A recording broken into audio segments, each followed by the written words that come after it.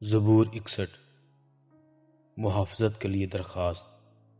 اے خدا میری فریاد سن، میری دعا پر توجہ کر۔ میں اپنی افسردہ دلی میں زمین کی انتہا سے تجھے پکاروں گا۔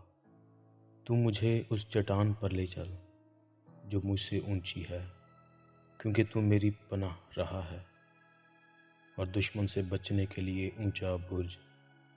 میں ہمیشہ تیرے خیمہ میں رہوں گا، میں تیرے پروں کے سایہ میں پناہ لوں گا، کیونکہ اے خدا تو نے میری منتیں قبول کی ہیں۔ تو نے مجھے ان لوگوں کی سی میراث بخشی ہے جو تیرے نام سے ڈرتے ہیں۔ تو بادشاہ کی عمر دراز کرے گا، اس کی عمر بہت سی پشتوں کے برابر ہوگی۔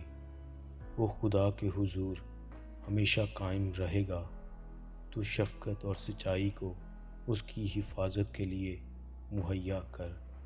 یوں میں ہمیشہ تیری مدح سرائی کروں گا، تاکہ روزانہ اپنی منتیں پوری کروں۔